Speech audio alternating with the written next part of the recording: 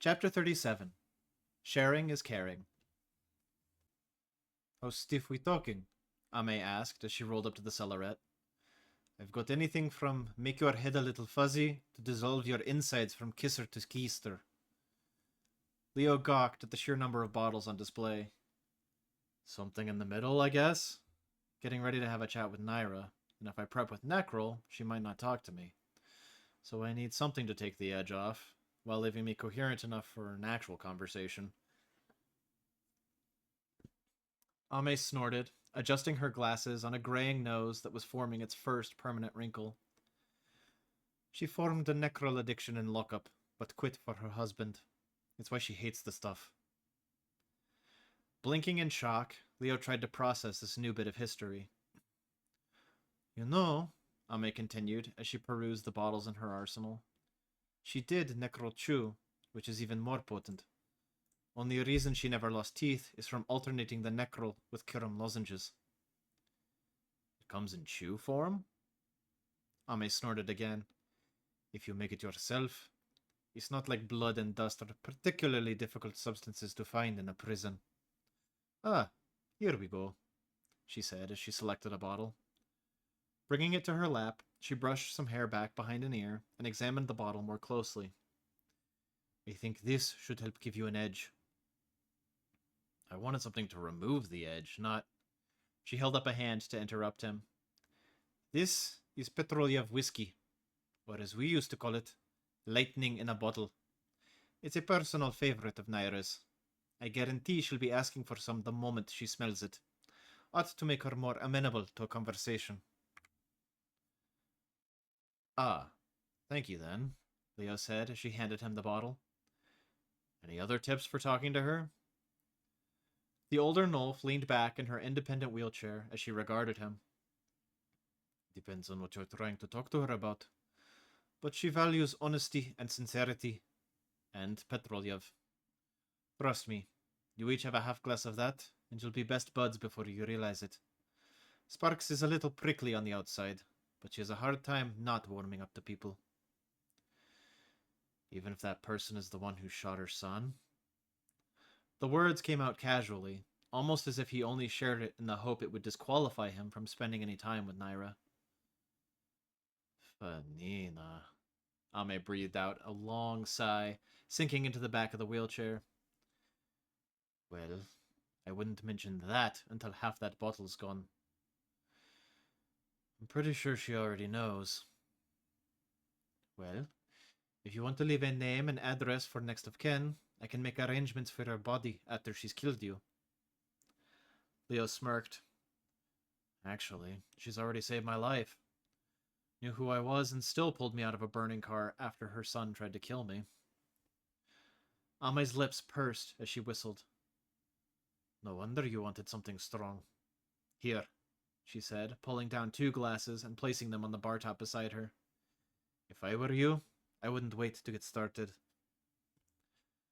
Not exactly encouraging, but he'd already spent the last 2 days procrastinating on this. With a wry smirk, he undid the bottle's stopper and took a sniff. It was potent, and he felt his nose hair standing at attention. His throat burned a little just from smelling the stuff. Just to check, this won't actually liquefy my insides, right? Moira spent the past couple days fixing up my ribs and my guts. I'd hate to undo the kit's hard work. Ame grinned and patted him on the elbow. I've got plenty more Curum if she needs it. Either it'll put some fur on your chest, or what you have already will fall out. I can think of worse fates. The amber liquid splashed a bit as he poured himself a glass. Want me to pour you some, or... She gestured for him to hand over the bottle, but instead of using the other glass, she brought the bottle to her lips and took a large gulp. One eye squinted behind her glasses as Ame let her breath out in a sigh. I have missed that kick. Footsteps approached from the hall, and Naira appeared a few moments later, her nose twitching as it led her into the room. Lightning in a bottle? Without me? She asked, the words falling away as she saw Leo standing by the bar. Your friend here asked for a recommendation, so I gave him something good for sharing. was all Naira said in reply. After a few extended moments of silence, Ame cleared her throat. Well, I should go make sure the new kit's not stripping off any bolts on that bike. He's done it twice now, and I think he's learned his lesson, but better safe than sorry. You're not going to stay for a drink? Naira asked. Ame shook her head. We'll have one later. You two can have the first round without me. Reaching down, she took the wheels in a firm grip and rolled up beside Leo. Leaning in, she poked him with the back of a finger and whispered, Even if you have to write it down on a napkin in blood or something, be thinking about anyone you might want me to contact for you. Then, with an exaggerated wink and a grin, she wheeled herself from the room. Delightful, Leo muttered. Naira chuckled. Isn't she? An awkward silence fell over the room, and Leo ran his thumb along the bottle's contours.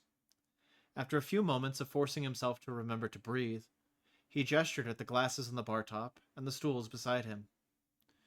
Would you like a drink? She gave him a polite, but not ingenuous smile as she nodded.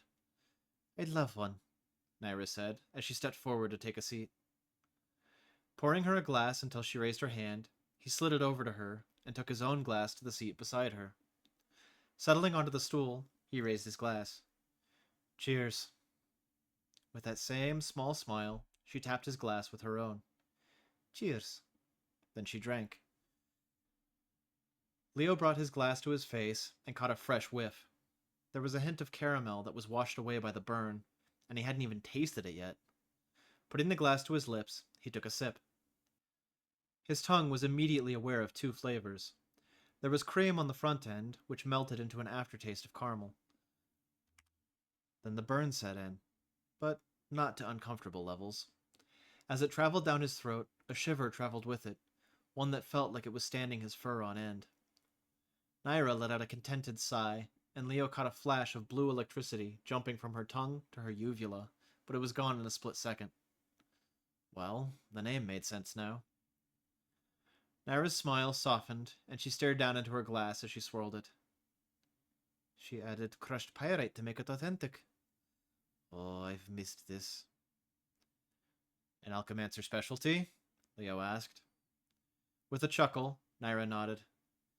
An improvement on an already excellent product.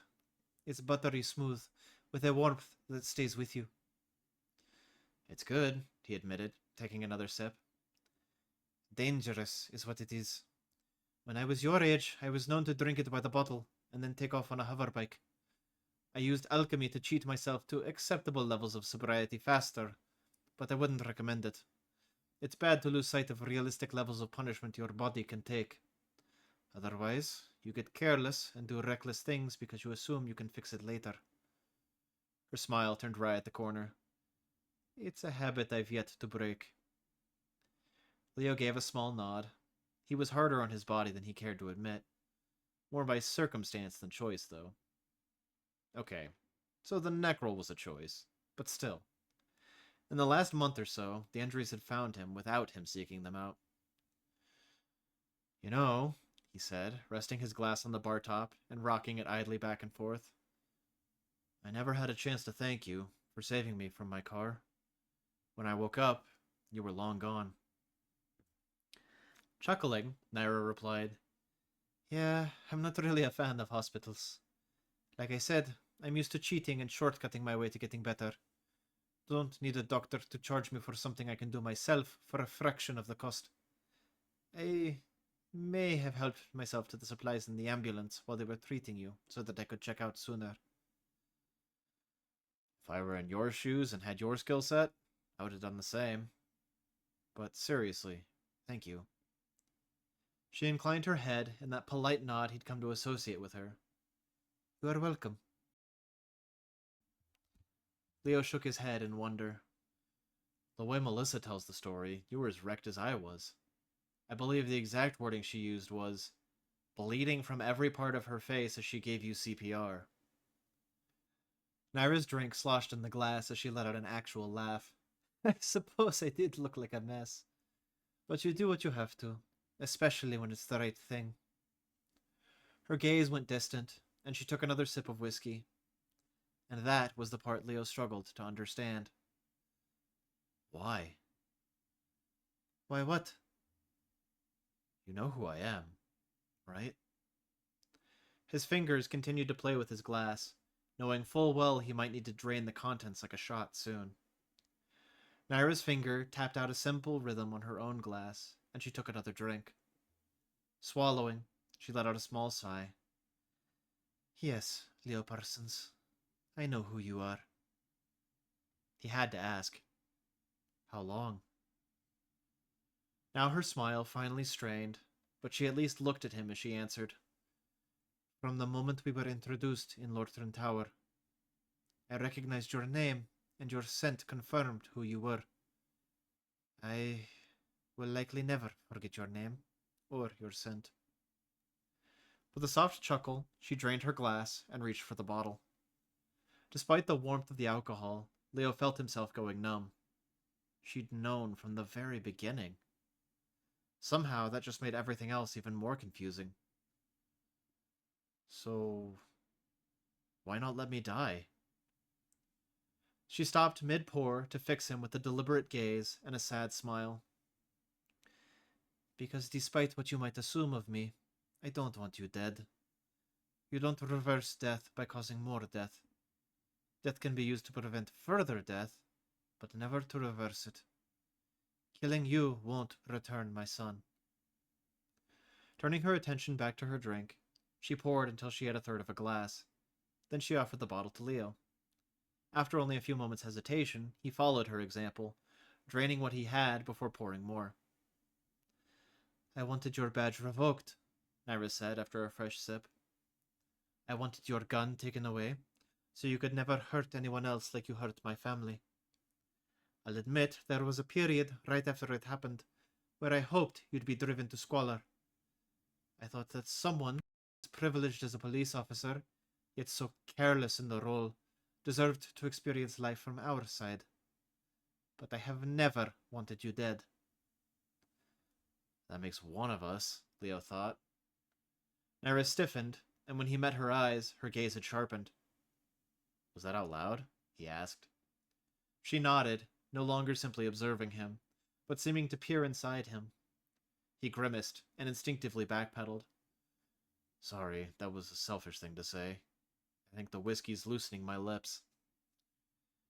After a long period of subjecting him to her soul-piercing stare, she asked in a quiet voice, Do you wish to die?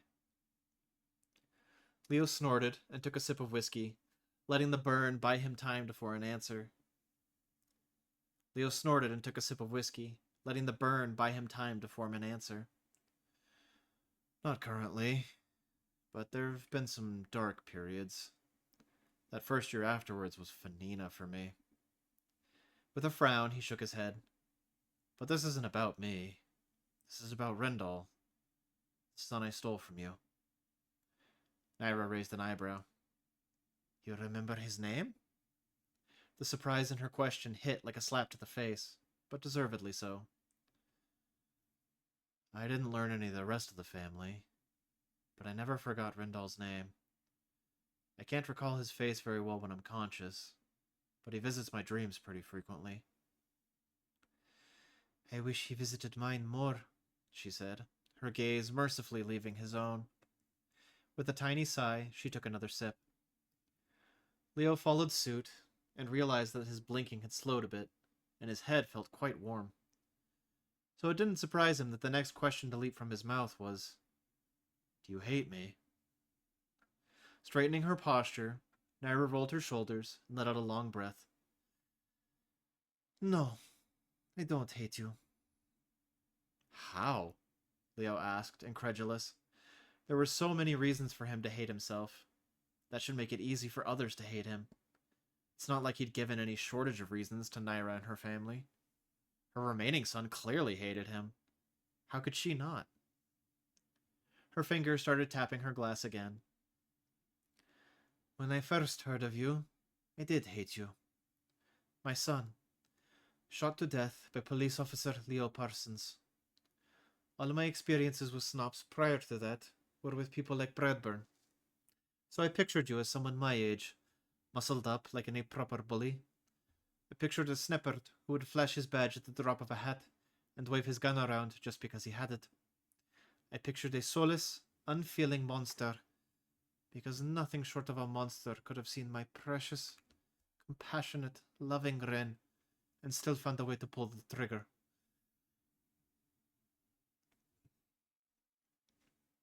And by envisioning a monster, that gave me a way to channel my grief into hatred. She stopped to take a drink. And that lasted until the funeral. Bradburn shielded you before that, refusing to let me meet you and insisting that I refrain from making a stir. The funeral became my chance to see the monster who'd killed my son. The whole thing was a farce, something thrown for the sake of saving public face, rather than actually putting Ren to rest. But Elaine and I couldn't afford to give him a private burial, so we accepted a compromise with Bradburn to let the police department of District 3 pay for the funeral. Part of that deal was that Bradburn would make you attend, so I'd finally have a chance to confront the monster that must be Leo Parsons. With a shake of her head, she readjusted on the stool, resting her elbow on the bar and turning to face him more directly. Only, I didn't meet a monster that day. I met Officer Leo Parsons, a kid barely older than my own, skinny like he hadn't had his mother's cooking in years. She chuckled, looking him up and down. You still look somehow more malnourished now than you did back then.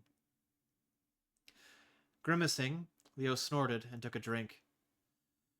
My eating and sleeping habits started out bad, and have only ever deteriorated. We're going to fix that, Nara said. Leo smirked. He was welcome to try, but he knew better than to discard his skepticism. So you saw me and went from hating me to finding me emaciated and pitiful?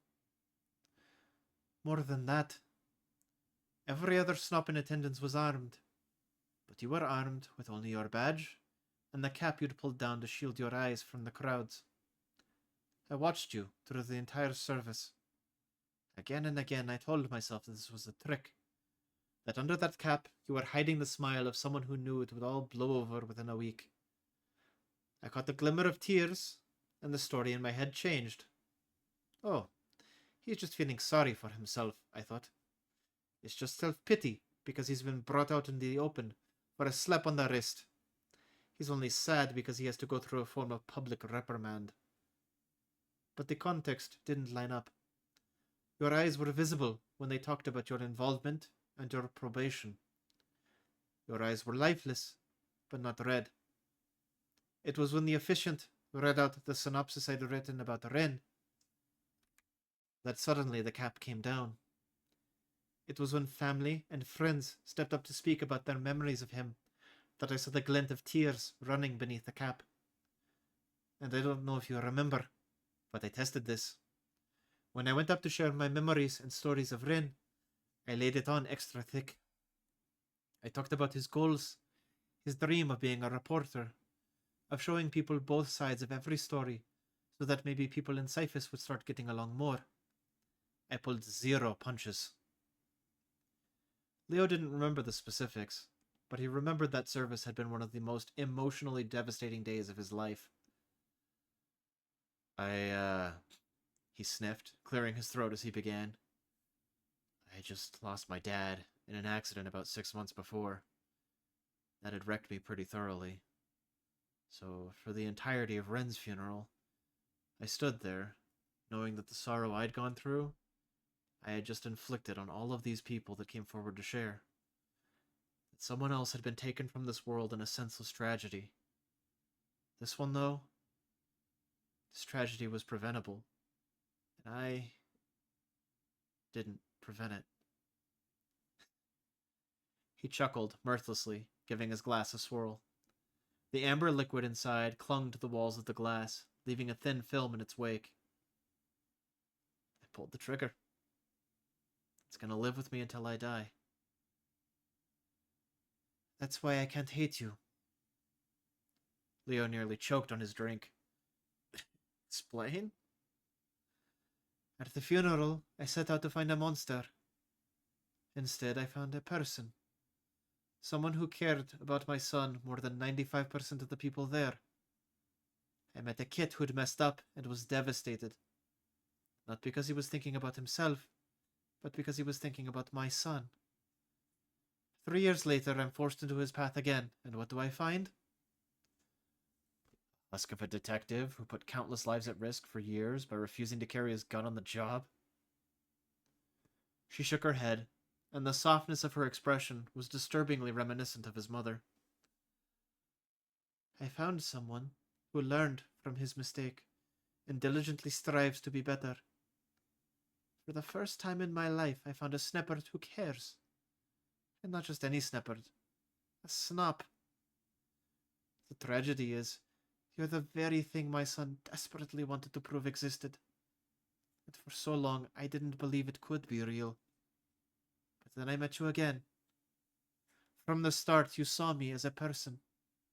You insisted on giving me rides when I wanted nothing more than to avoid you, because you realized that waiting on public transportation sucks. You didn't mock me, or belittle me, or ask me insensitive questions about my job. Plus, you had an incredibly sour look when I described how many hoops I had to go through for my career before they still ignored the work that should have made me a professor and instead made me a teacher just to spite me. A laugh burst from Leo's lips, and he brought a thumb up to rub at his stinging eyes. I'm pretty sure my face just looks sour naturally. His attempt at levity earned him the tiniest of snorts, but her smile was still melancholic.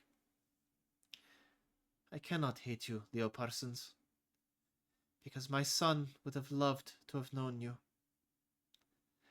As the knife twisted in his chest, alcohol was no longer enough of a suppressant. His brain screamed for Necrol he couldn't have. His pack wasn't on him at the moment. Time to make do with what he did have. Lifting the mostly untouched glass to his lips, he drank until it was dry. A rush swam over his head, and his vision briefly blurred. He meant to set the glass down gently, but it still clinked a warning. Planting his elbows on the bar, his hands came up to run furrows through his cropped hair. I'm so sorry, were the only words he could choke out. He felt her hand come to rest on his elbow. Nothing more than that. Just a simple reassurance that she saw and heard him while she sipped her whiskey. She sighed. Ren would want me to forgive you, so I will continue to try.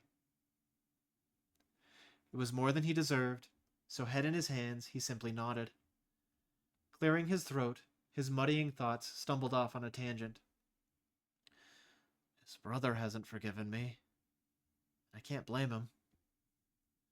Despite the numbing effect of the alcohol, he could still detect the pain in Naira's voice as she replied. Tazael took Rin's death the hardest. They were wildly different from each other, but there was still a bond between them. After Rin died, Tazael fled the house. There were too many memories there. So while I clung to them for comfort, they only caused him pain. I'm sure he'll forgive you in time. Leo felt the gun barrel pressing into the space between ribs, tasted the necrom on Tazael's breath as he said his brother's name, saw the bloodshot eyes as they stood across from each other beneath the deluge, and Tazael pulled the trigger again and again. No, Tazael wouldn't forgive him. Nor should he. I know he's your kid, but I don't think so. The first 2 times he tried to kill me weren't personal, but the last attempt definitely was. I watched the fire take hold in his eyes. He will kill me before this is all over. Leo snorted, realizing that some twisted part of himself hoped for that, for an easy out. But he was too far down a different path now to ever find satisfaction in an easy out. He had this woman to blame for that. No, to thank for that. Mothers. Tazael tried to kill you? Naira asked, her drink now forgotten. When? Where? Using his palm to slowly clean his eyes, Leo cupped his chin in his palm as he turned to look at her again. You were there the first time. Someone paid him to blow up my car. Pain took over her eyes as she slowly nodded. I knew it, she whispered. Seed Mother, I did everything to convince myself otherwise, but... Oh, I'm a fool. She shook her head. Who paid him? Leo shrugged with one shoulder, preserving his slumped posture. He wouldn't say. My guess is that it follows the same chain everything else has, the one leading back to Bradburn and Paddock. But I can't prove that. He paused for less than half a second, his qualms about a potentially rude inquiry washed away by the whiskey buzz. Is he willing to kill you too? Naira's breath caught in her throat, and she released it in a long huff. Before I knew Todd was involved, I'd assumed myself to be the intended target of that bomb. If he was paid to kill you, that changes things. He didn't leave home on the best of terms, but he's still my boy. I don't think he knew I'd get in the car with you.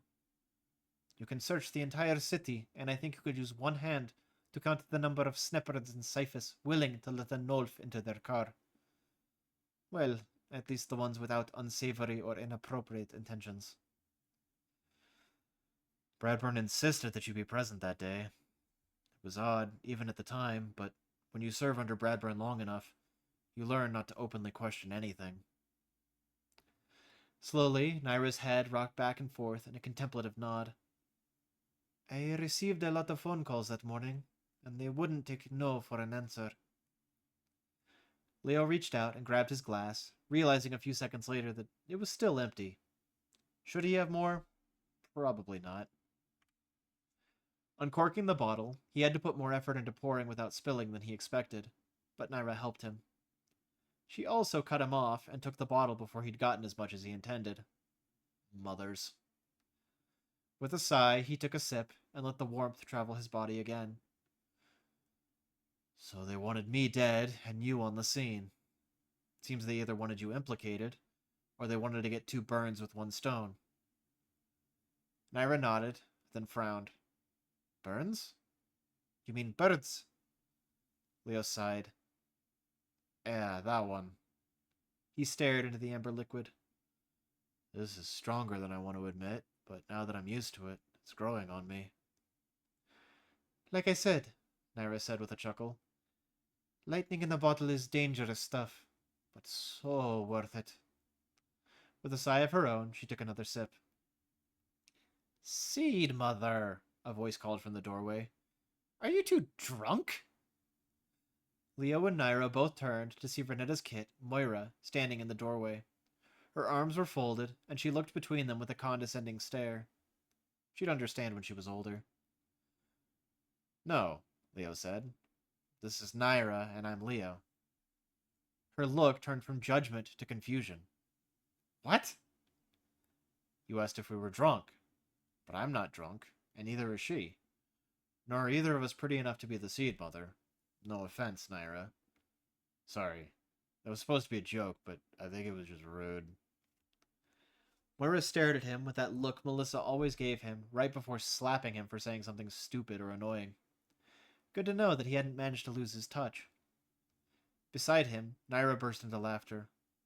No, you're quite right. I'm no match for the Seed Mother, but I am flattered, Moira. With a shake of her head, Moira said, You two must be drunk. Neither of you are talking any sense. Leo's grin came slower than he expected, but the words were out of his mouth in a heartbeat. You keep calling me drunk, but my name is Leo. It finally clicked.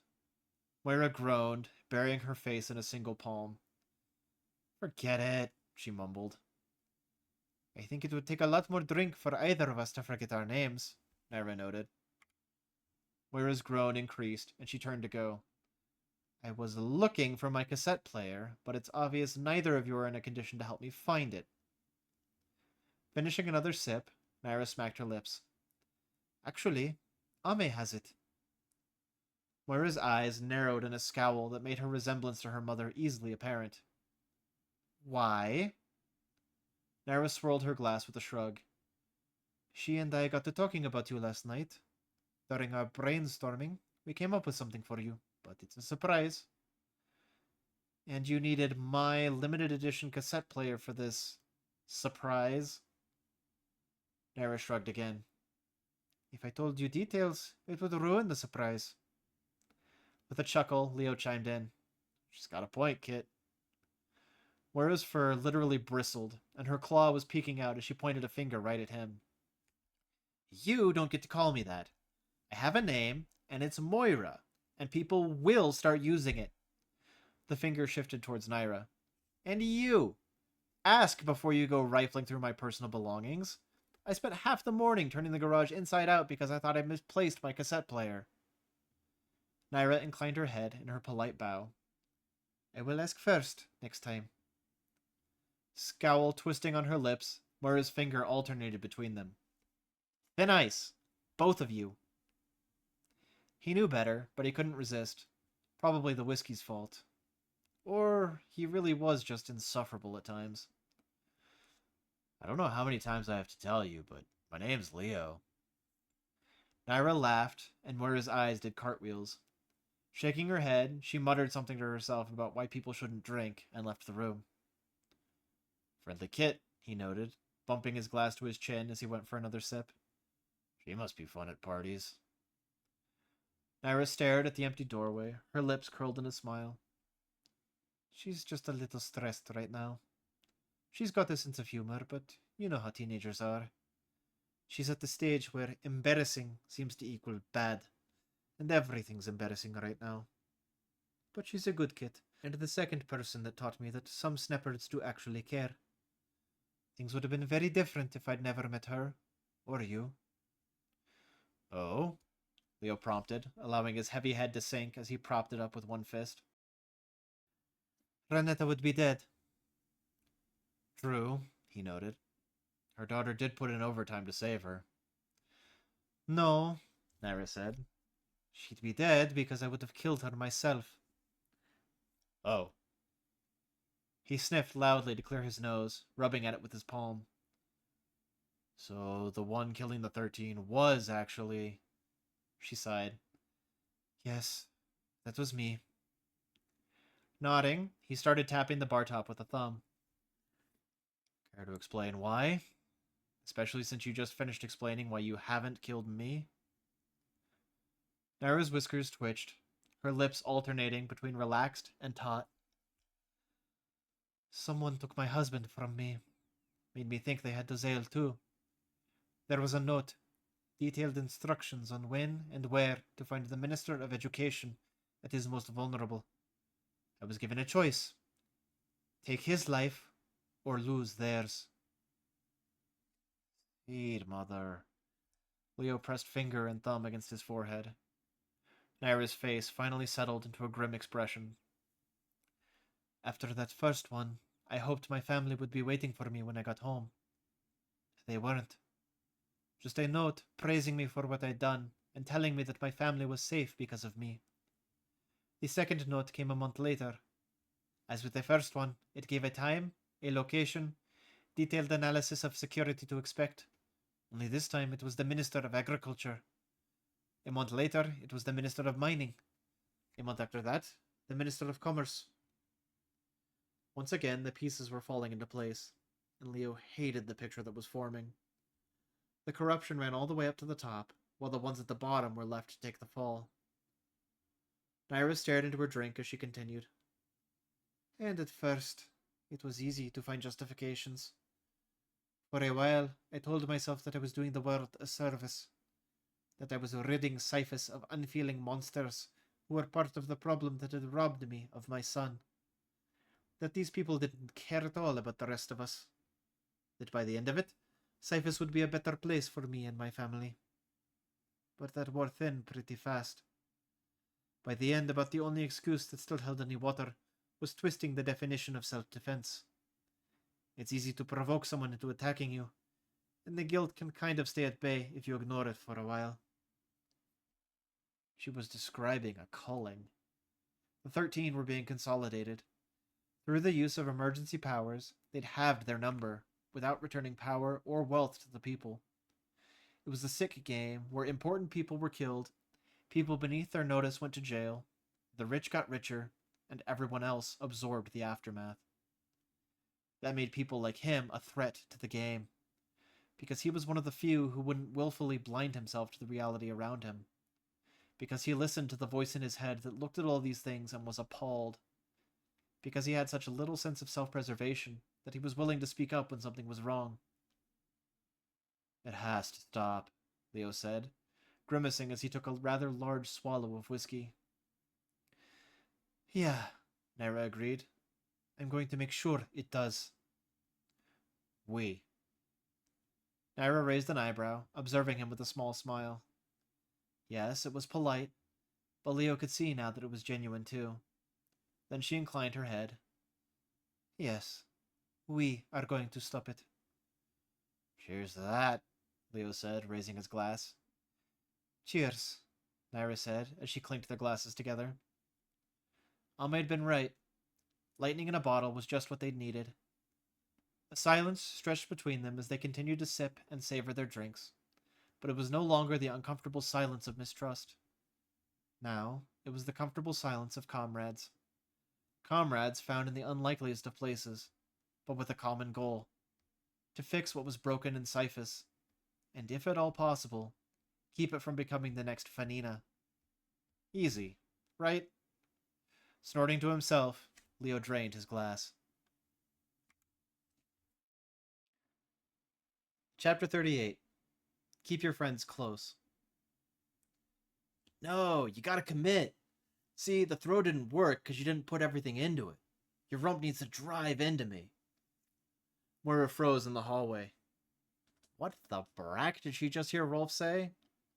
Her ears twitched, and she heard heavy breathing from a room 2 doors down. Like this? Naomi's voice carried into the hall. Perfect, Rolf said. Your body against mine, so there's no wiggle room. That's what screwed you up last time. Oh, Seed Mother. They left the door open and everything. They really not have even a single boundary for public decency. I give my arm a tight squeeze, Rolf continued. It does you no good if you lose your grip on me partway through the throw, and it'll probably be easier for you if we entangle our legs. Moira felt the heat rising in her cheeks. It really shouldn't surprise her that this was the kind of activity they engaged in during their free time. But Fanina's cracks, Moira's own room was just up the hall. How the brack was she ever expected to sleep around here, if these 2 horn dogs could be so rambunctious at 12 in the bracking afternoon?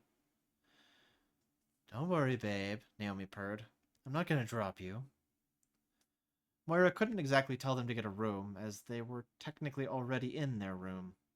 But Seed Mother, they should at least close the door and try to pretend they weren't absolutely feral for each other. As if to accentuate the point, she heard them kiss before Rolf continued. Now, just thrust your hips, lift, twist, and keep a firm grip throughout. Angle towards your toes, and my momentum will do the rest. Ready? Oh yeah, do it. A few moments later, Naomi let out a war cry worthy of her Amazonian build, and something heavy slammed to the floor. Rolf let out a loud grunt, and something else in their room fell over. If Moira's embarrassment could rise any higher, there'd have been steam coming from her ears. No, she did not have to put up with this. These were public quarters, and she did not want to be witness to any private activities. Covering her eyes with one hand, she approached the doorway. As she reached blindly for the handle, she called out, If I wanted to be a part of your midday romp, I'd have taken Naomi's offer to share a room. But I specifically asked for a different room because I didn't want to be anywhere nearby whenever you 2 horny brackers decided to get recreational. So close the bracking door and give me at least a half-hour warning so I can vomit without risk of hearing your bodily noises. Everything fell silent, save for the heavy breathing in the room. Her fingers found the door handle, and she started to pull it shut, but something caught it. Then both Nolfs broke out laughing. It's not what you think, Pips, Naomi said. You can open your eyes. Yeah, I'm not falling for that, Moira shot back. I know you're both impatient, but I don't want to see either of you without shirts or pants. My nightmares don't need more inspirational material. Seriously, Pips, it's okay. I promise you can look. Yeah, Rolf added. You can take a turn if you want. I am willing to share him for this, Naomi said, before they made the awful little lovey noises they normally made when rubbing noses. Bracing herself for the sight of two naked Nulfs, Moira was immensely relieved to find them both fully clothed. Naomi was in a tank top, but that was hardly scandalous.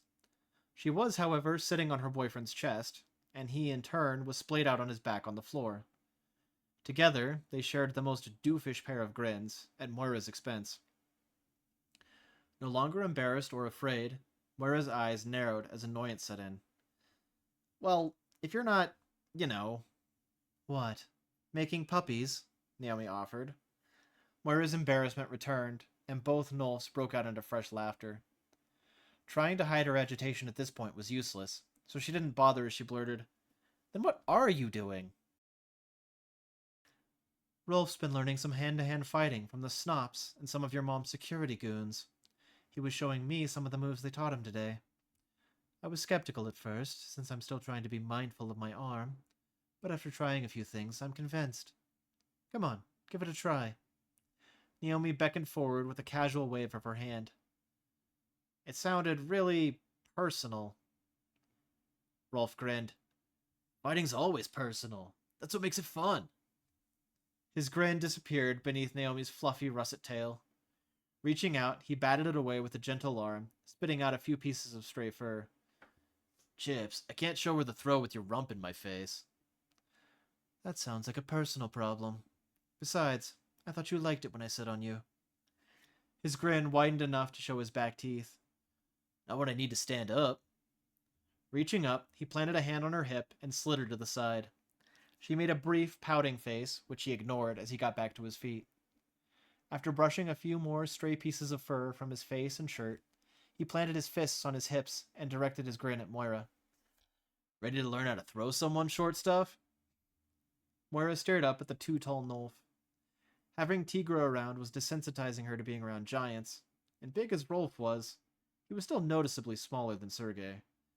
But that didn't matter much when Moira was smaller than everyone. Glancing at Naomi wasn't any more comforting. Even seated on the floor, her ears reached Moira's chest as she stood in the door. At least the fading pink tips of Naomi's hair weren't adding to her height anymore. With a week gone by without access to hair gel, she'd given up the mohawk and settled for just letting it all drape off the right side of her face. Moira folded her arms. And just who am I going to be able to throw? My arms are toothpicks compared to everyone around here. Easy, Rolf said, jamming a thumb into his chest. You're going to throw me.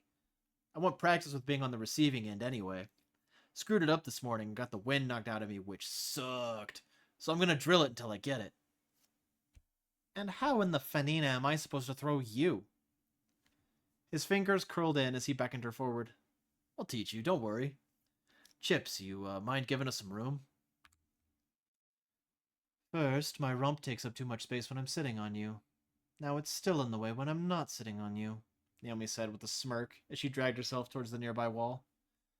You gotta make up your mind, Dip. Your rump takes up the perfect amount of space wherever it is, but if you park it in a crash zone, I take no responsibility for damage taken from flailing limbs or muscle mass. Moira stepped up to Rolf and stopped. Wait, did she just call you Dip? Short for Dip Dross, yeah. So, she said, incredulous. Like, chips and dip? Cute, right? Naomi called from her spot on the wall. Before Moira could say anything, Rolf cut in. We're not talking about nicknames right now. We're talking about kicking rump by throwing it. Now turn around and back up into me. At his continued gesturing, Moira turned around, backing up until her heel brushed several of his toes. Like that? Nope, closer. Closer you get, the less energy and effort you're gonna need. She stepped back, and her tail brushed his leg. Closer, he said again. Just put her where you need her. That's rude, and I don't want to make her uncomfortable. Moira took another step back, feeling her rump connect with his thigh. Almost, he said. Scoot to the side, so that if my leg was a chair or a bench, you could sit on it. She did, feeling awkward both because of what she was doing, and at Naomi's undying grin at Moira's discomfort. Perfect, he said. Now grab my arm down by the wrist and pull it down over your shoulder. Gripping his arm was like trying to wrap her hands around a Fire lamppost. Thankfully, her fingers managed to overlap at the tips, and she drew him down towards her. Yep, just like that. Now in your case, short stuff, there's a bit of a height disadvantage, so I think rather than tossing me over the shoulder, we're going to want to focus on your hip. It'd be bad if we accidentally forced your back to support my whole weight in addition to your own. Babe, you'd snap her like a twig. Moira shot her a look. That's not very encouraging. Right? Rolf asked. I mean, I may be only 15 pounds overweight, but I also genuinely have big bones I can't control. She was talking about herself, not you, Dip. Rolf ignored his girlfriend's comment as he continued giving instructions. So you're going to want to slip your leg behind mine. The way this is going to work is that you're going to plant that foot, step towards it, pulling me with you, and then you want to keep your hip pressed against me and pivot. If you do it right, I'll be forced off balance by your leg, and then the momentum of your pivot should swing me around your hip and towards the ground. That way, your hip is doing any lifting, and my body's falling under its own weight.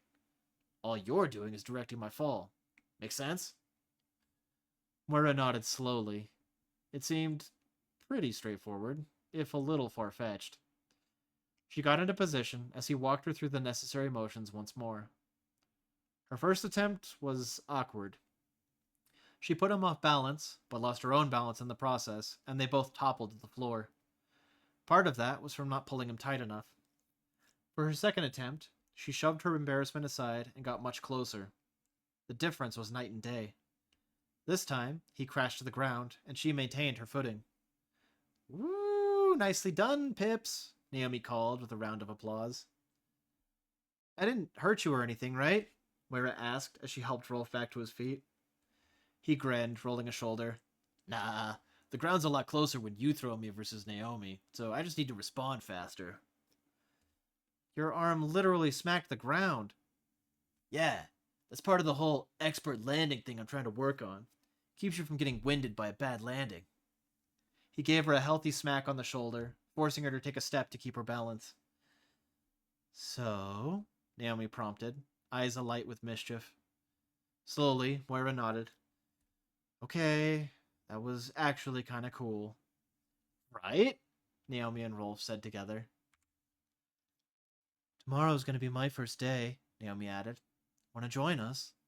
They do it out in the grass after the sun's had a chance to warm everything up. Moira found herself nodding again, long before she found words. Can I try it again now? Rolling his neck and loosening his arms, Rolf's enthusiasm was impossible for him to mask as he replied with a grin. Oh, absolutely. From that point on, mornings were for combat training. As people healed, it became an increasingly crowded affair. Leo, Tigra, and Marston all took turns teaching everything from boxing to grappling to close quarters weapons to contrasting the right and wrong ways to fight with claws and teeth. Despite her initial intimidation, Moira was determined not to let it show and attended diligently. Her mother even started attending as a spectator, though after several days of pleading, Moira convinced her to join in for at least part of it. Sparring happened on rotations so that everyone had a chance to learn from everyone. There was something fun about watching and learning what strengths different people had. Rolf was a grapple master, and though he couldn't always pin his opponent, he was also himself impossible to pin. Naomi was a blur when she fought. She was quick on her feet, and the power of her blows came from their speed and accuracy. Detective Melissa was much more practical, eschewing speed or power for pinpoint precision. She knew the location of every serious pressure point and artery, and how to reach them with claws from any position.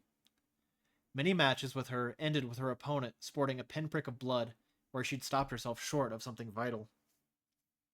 Chief Leo, it felt disappointing to call him that, was not as inept as Moira expected.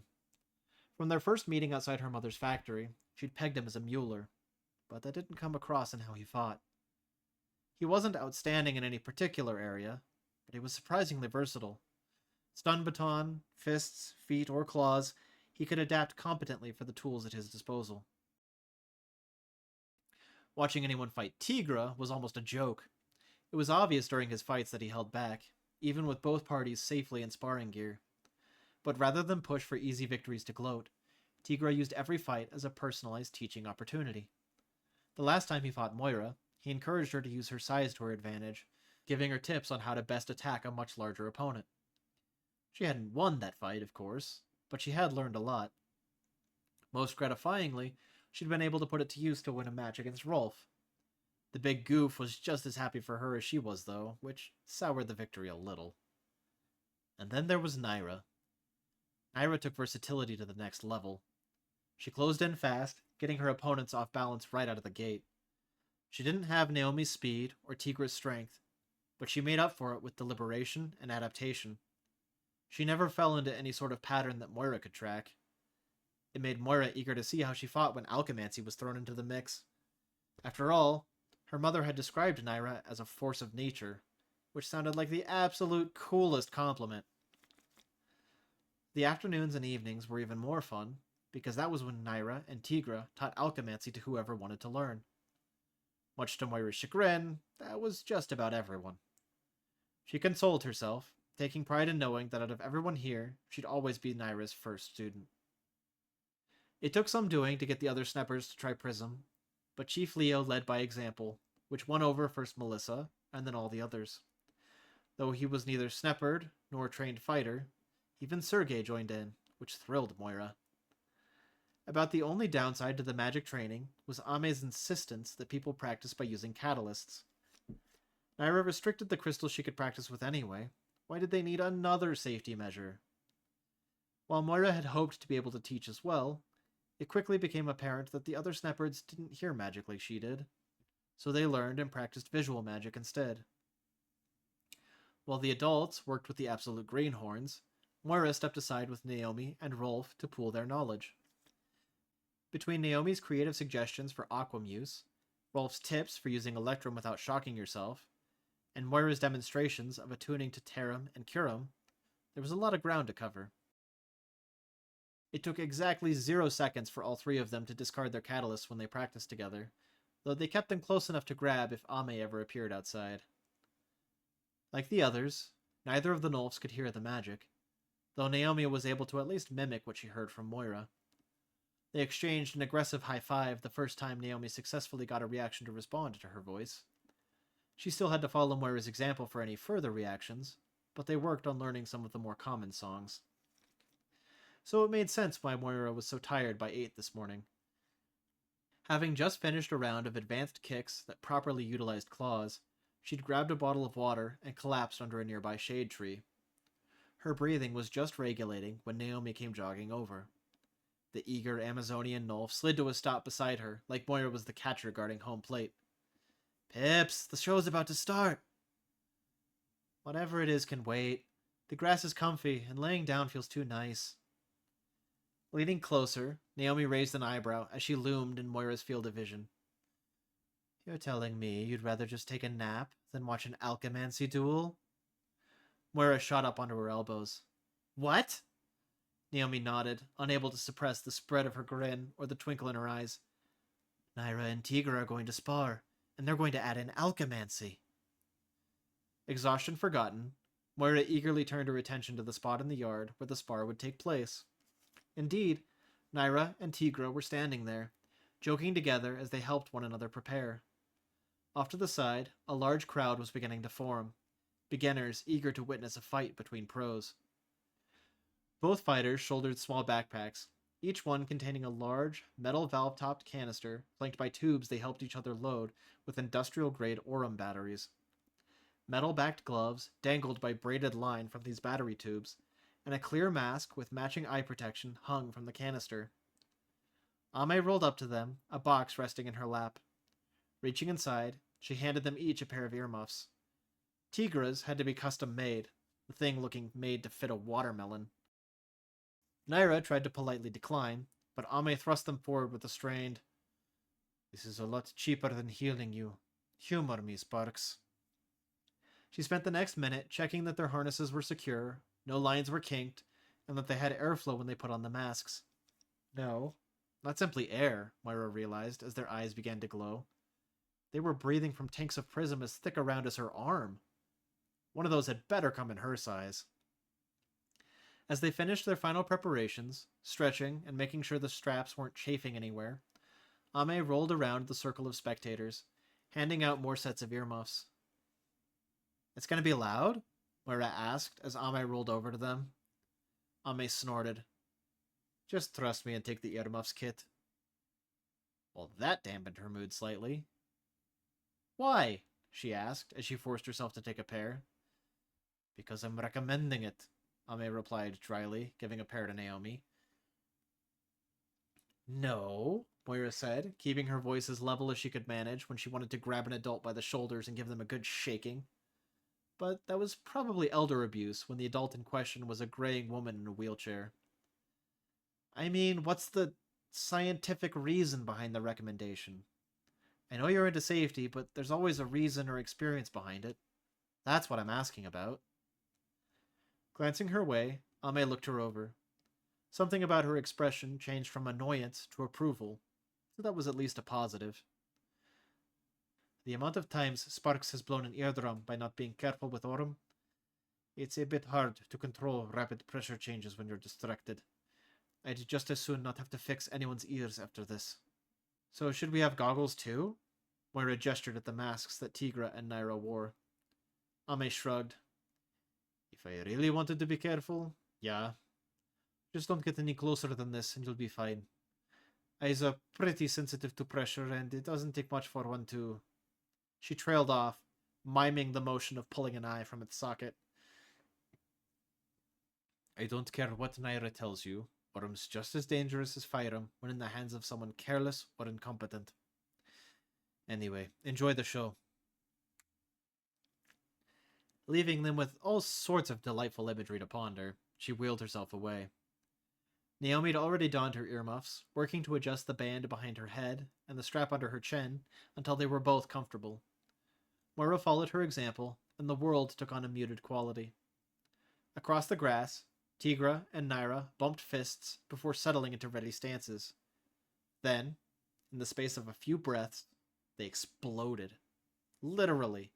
They both threw punches that stopped almost a foot apart from each other, but the resounding burst of pressure between them was a thunderclap that rattled Moira's teeth. Tigra was forced a few feet back, his claws tearing into dirt and grass as he skidded backwards, but Naira was thrown. Though she was lifted off her feet, with her head and shoulders angling towards the ground, her fists came up beside her head and she clenched them. Then her body floated upright, twisting like a leaf getting caught in a brief gust of wind, and she landed on her feet as gently and gracefully as a ballerina. From several feet away, Tigra threw another punch. The actual punch ended in the air, but Naira threw up her hands before guiding them to the side with a sweeping motion. A moment later, her hair and fur were blown about wildly in an Orem burst that harmlessly ruffled the fur of onlookers as she redirected it. Tigra threw another punch, and this time, Naira reached forward as if to catch it.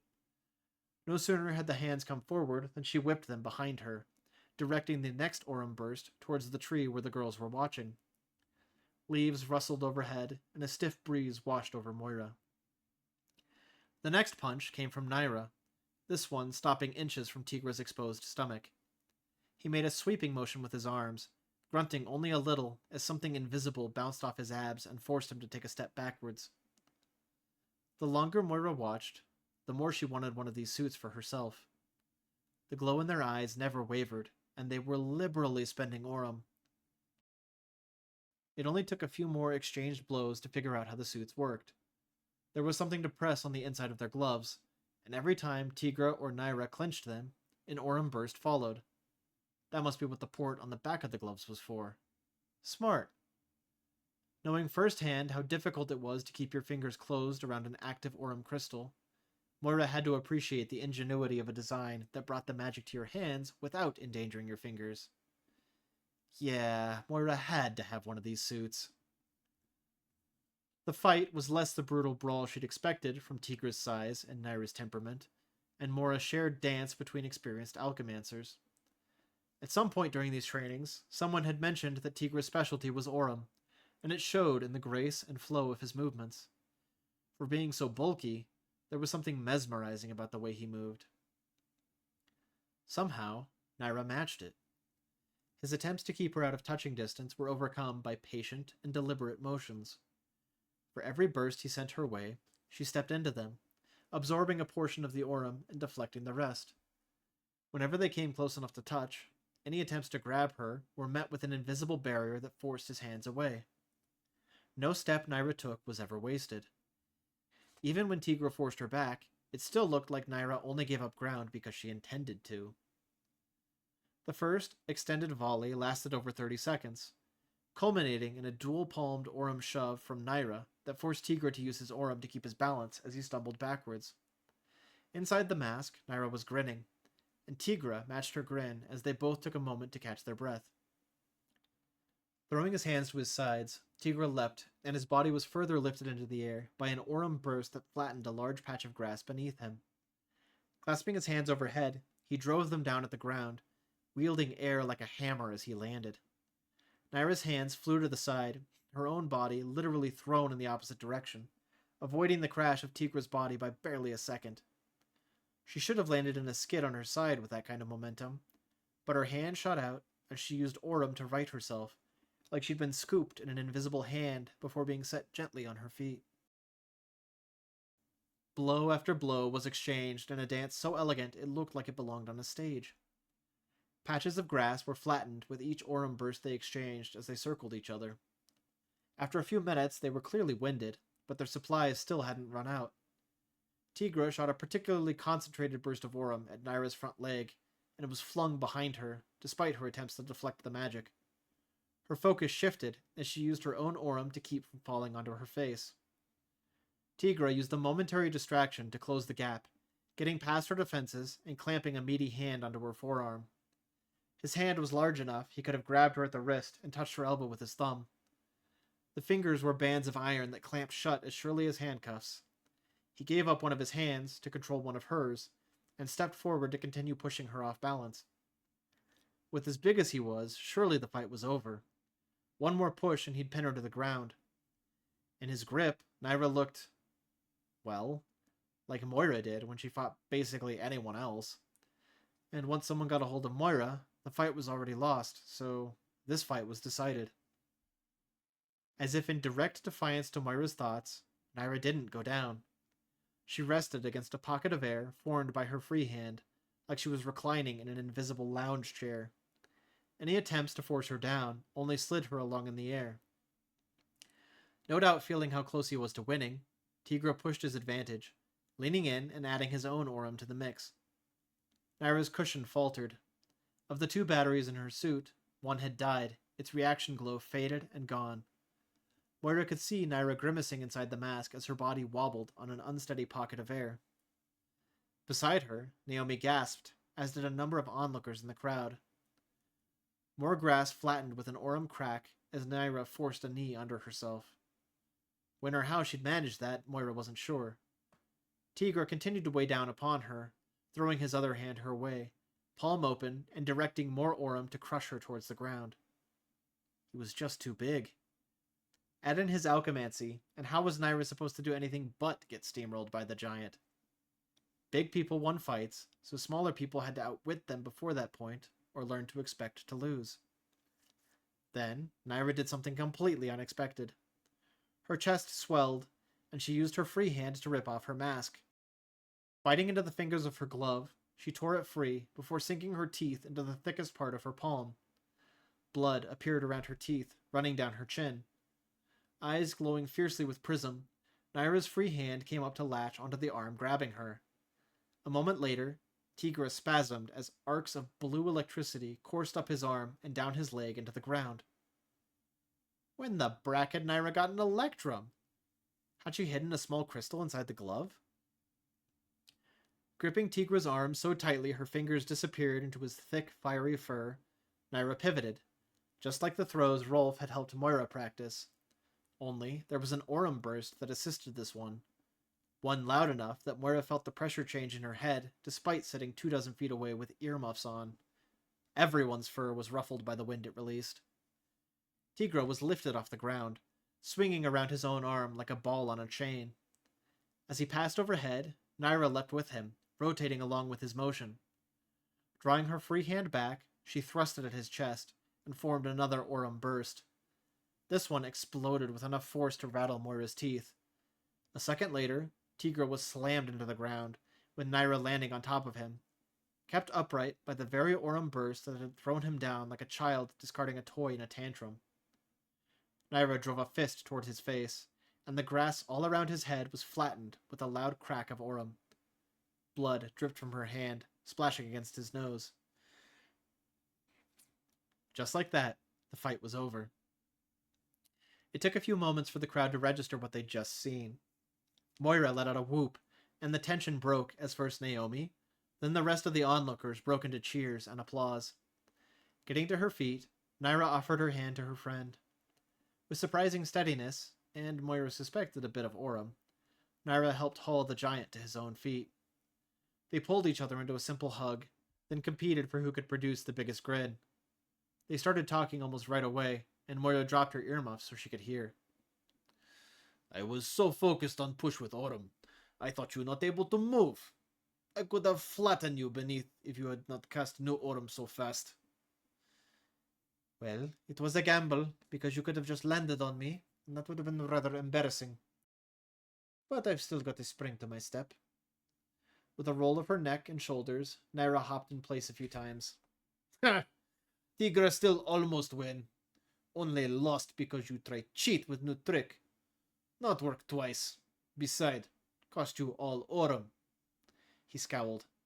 And you got blood in Tigra nose. Oh? Naira asked, glancing back at her pack.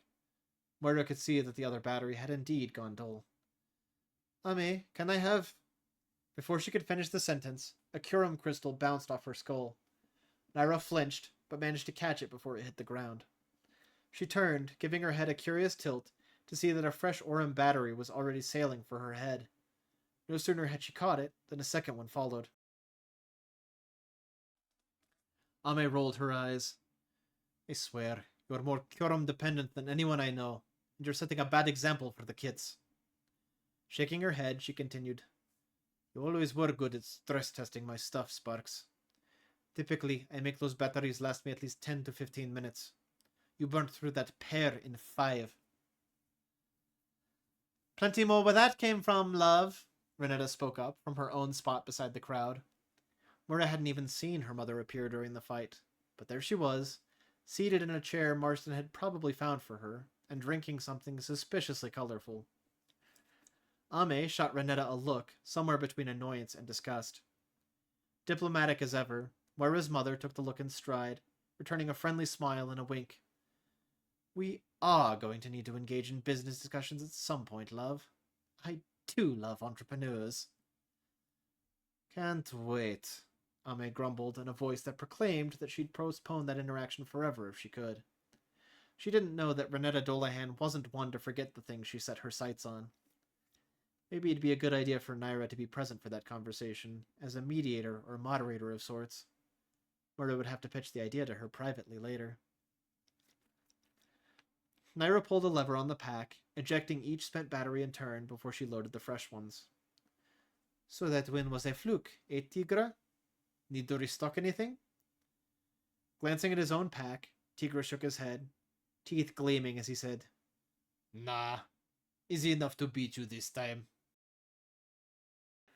A few moments of further teasing and banter later, they were squaring up to go again. Slipping the earmuffs back on, Moira took out some Prism from her personal stash.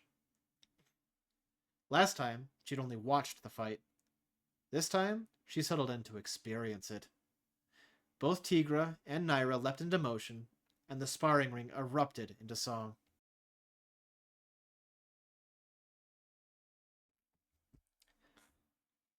Chapter 39. His First Time. The summit is already scheduled for next week, the second storm day. Leo let out a whistle. They're sure not dragging their heels. He could hear the smile in Tolson's voice on the other end of the line. No, he agreed, but they do like dragging Cyphus by the heels. So it's already official? Yeah, in absence of either Renetta or Moira Dolahan, The Minister of Labor position was put back up for grabs. Uncle Wilter was first in line to snag it. Leo sighed. No surprise there. What else you got for me? Well, 13 is going to become 14. What? Leo could picture Tolson in the oversized office chair, spinning and trading the receiver between hands so the cord didn't tangle and rip the phone off the desk. Yep, they're adding a new position, the Minister of Internal Security. Apparently, with the 13 dropping like flies, they're adding a position just to deal with the very problem they've probably caused. And you'll never guess who's slated to take the position. Melissa? The receiver went silent for several seconds. No, what? Why is that your guess? Is she standing right there? No, but you said I wouldn't guess, and I wanted to prove you right. You're a real spoil sport sometimes, dude. You had your third coffee yet? No, Leo sighed, glancing at the empty mug resting on the table. It hadn't moved from where he'd set it when he'd picked up the receiver. Guess again. Based on how everything's been going, it feels like it's gotta be either Paddock or Bradburn. Ding ding! Tolson chirped through the phone.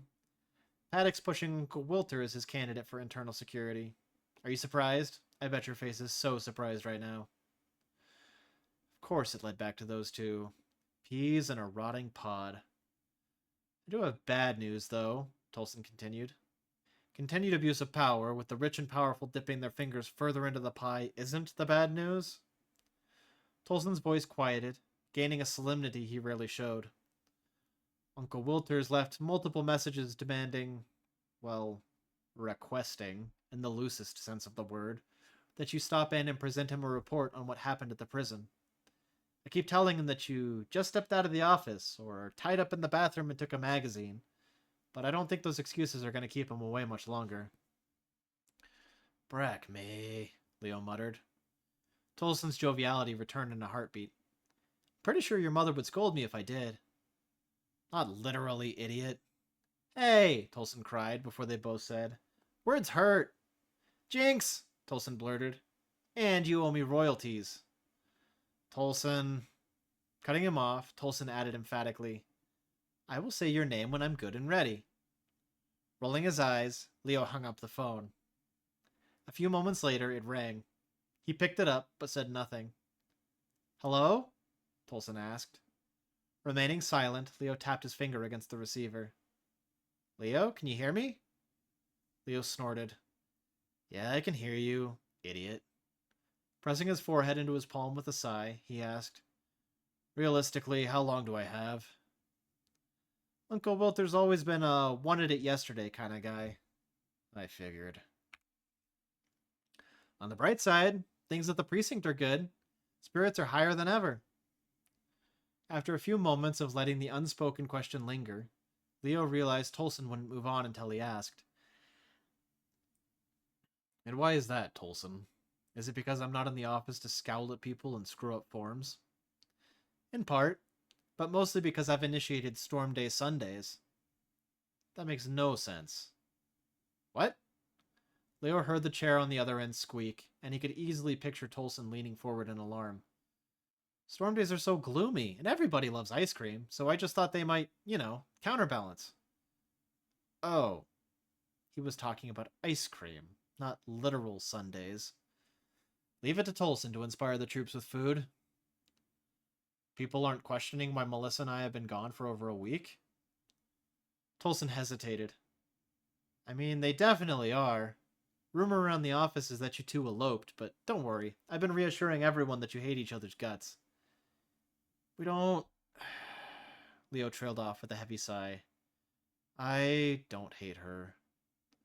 Obviously, dude, Tolson agreed, or you wouldn't have gone back to prison to get her. So what have you been telling everyone? That you eloped. Pulling the receiver away from his ear, he glared daggers at the ring of holes, wishing he could prick Tolson's ears through them. What? Fuming at this betrayal, he brought the receiver back to his ear to catch Tolson's reply. This is me we're talking about, Leo. Everyone in the precinct knows how much you and Melissa have avoided each other the last couple of years. So if I tell them something crazy like they eloped, who's gonna believe me? Plus, it leaves them so confused that when I follow up with, I can't actually tell you, but they'll be back when they can. People just nod and accept it. Leo's lip curled. An ice, bud. That ship sailed long ago before I sank it. I torpedoed any chance I had by being the worst. She was rude, I was cruel, and anything between us is dead. It's never happening. So don't fan the flames by starting stupid rumors. The phone fell silent, and then he almost missed Tolson's quiet, "Sorry." A pang of guilt settled into his chest, but he was too annoyed to really let it bother him. Any luck finding the other Alchemancers? No. We got people staking out Dravota's house, but he hasn't come home. From what we've got to work with, pretty sure we're down to him and the 3 with you. What did Autopsy find out about Furohana and her family? Another silence stretched, and he heard Tolson sigh. Custom 55 large caliber rounds, just like what Uncle Wilter uses in his Steris. Leo's voice softened. Have you told your parents yet? After a pause, Tolson replied, No, most everything we have is theories supported by circumstantial evidence. An incredibly damning pile of circumstantial evidence that grows with every witness we find. I'm waiting until we know and have full proof of the extent of what he's done before I say anything to Mom. They're not overly close, but they do care about each other in their own way. I really don't want to be the one driving a wedge there. Tolson, if your uncle is murdering people in a grab for power, I'm pretty sure that he's the one driving the wedge. The phone just barely picked up Tolson's snort, but his voice was warm with gratitude. Yeah, deep down I know that, but the reminder is appreciated. Then he chuckled nervously. I'm really not looking forward to next planting day dinner. Table conversation's gonna be real awkward. We could always spend planting day at my place, Leo offered. Tolson laughed. You're just saying that because you need someone to help you pay for all the food. You're on to me, Leo said. Keep having insights like that, we're gonna have to make you a detective pretty soon. Miss you, dude. Yeah, we'll be back soon. I'll keep the booth warm. Ame's cooking was good, but seed mother, Benji's sounded really good right now. After exchanging goodbyes, Leo hung up the phone. Folding his arms, he stared down at his empty coffee mug, trying to digest everything he just learned. Told the precinct that they'd eloped. Of all the stupid, baseless, idiotic rumors to start. Shaking his head, Leo ran his fingers through his hair. He'd need to update the others. Though he should probably start with Melissa and bring her up to speed. Grabbing his mug, he turned to find her in the doorway. The mug nearly slipped from his fingers, and he fumbled with it for several stressful seconds before clasping it safely to his stomach. Ame had already expressed that her hospitality had limits. If he broke her stuff, well, it was better not to find out what she might do. Melissa raised an eyebrow, giving no indication of how long she'd been standing there. You good, Chief? She said it teasingly, and any hint of venom that she once used to line the title with was long gone. It had been gone ever since the horrible events beneath the prison. Leo sighed. Not sure how to answer that. She shrugged. The truth is a good place to start. Everything okay on Tolson's end? Was she fishing? What had she heard him say? Why was he suddenly blanking on what he'd said? They were his own words from just a few minutes ago, and yet, search his memory as he might, they were nowhere to be found. He cleared his throat. Tolson's holding down the fort in true Tolson fashion, making jokes at other people's expense and keeping people happy with free food. It was hard to focus when her bright blue eyes searched his so intently. He'd come to appreciate their color even more now that he'd gotten to see it with prismatic glow. Though getting her to try any had been an uphill battle. Paddock? Bradburn? Continuing to make a circus of what remains of the 13. They're adding a new ministerial position and trying to install Bradburn in it. Internal security is what they're calling it. They've got the other members so scared of attacks from people like Naira, they're asking a predator to watch their backs. Her eyebrow lifted again, her head tilting to aid the motion. And that's what's got you looking like you just got caught stealing? Something's got you stressed. Yes, she was a detective, but did she have to dig so much? She's trying to get you to confess to saying something disparaging behind her back, a voice whispered in his head. But that was stupid and paranoid, so he dismissed it immediately. Melissa wasn't trying to trap him. He'd just forgotten how much attention she paid as a friend. Offering a piece of the truth was probably the fastest way to stop her digging. Bradburn wants to meet with me, to discuss what happened beneath the prison. Her eyes widened. You can't! He just wants to silence you. I'm not really sure I have a choice. A disgusted scoff flew from her lips as she rolled her eyes. You absolutely have a choice, Leo. You should choose the one that doesn't put you in danger. Leo's mouth twisted in a wry smile. I don't think I'd be a good snop if I just sit on the sidelines and avoid dangerous situations. Besides, we need to know what he's up to. I'm willing to bet he knows where Naira's husband is, and we need to figure that out too before they decide he's no longer useful. Well, if your mind's made up, then I should go with you. Leo shook his head. He wants you dead more than me. If he's clamping down on information on the prison, then you're higher on the chopping block. Did you forget he tried to have you killed in a car bomb?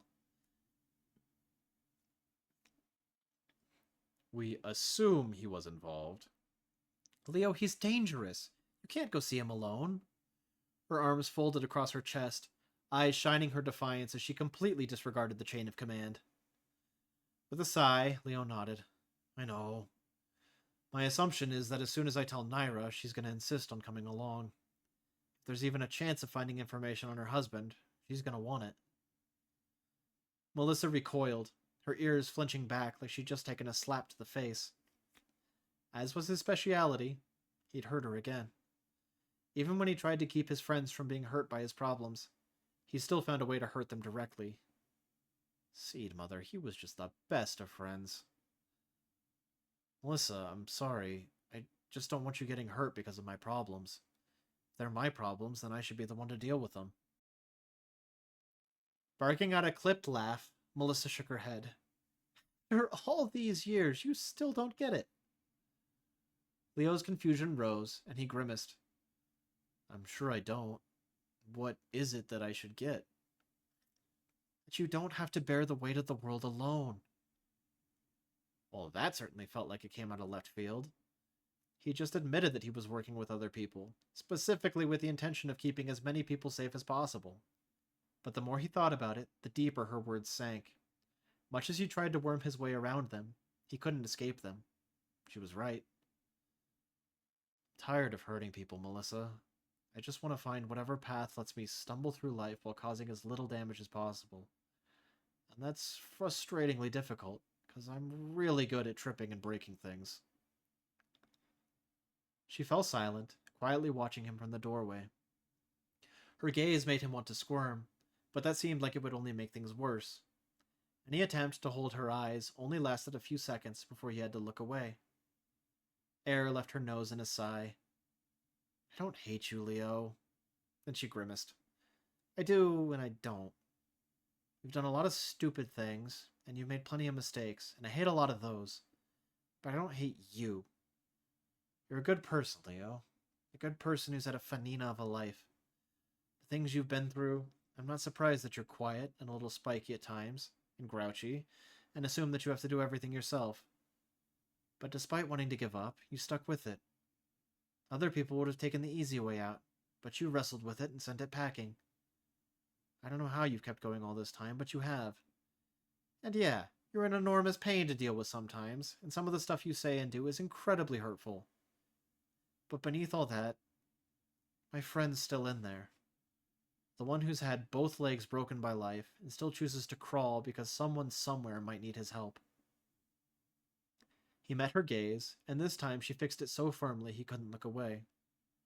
Only now, it was softening, her frustration becoming more of a quiet plea.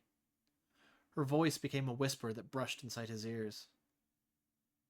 When are you going to give the people who love you a chance to help you? Leo had no answer. Her fishing had snagged one of his chiefest flaws and dragged it to the surface, exposing it to the world.